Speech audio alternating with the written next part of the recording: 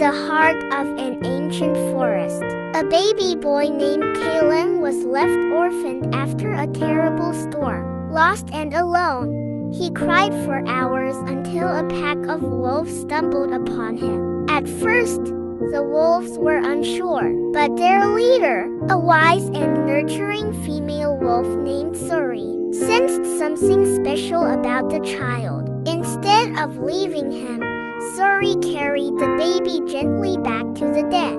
Suri, who had recently lost her own pups, raised Kalan as one of her own. He grew up among the wolves, learning to run with the pack, communicate through howls, and hunt like a wolf. As the years passed, Kalan became strong, fast, and incredibly agile. He could climb trees, swim in rivers, and jump across rocks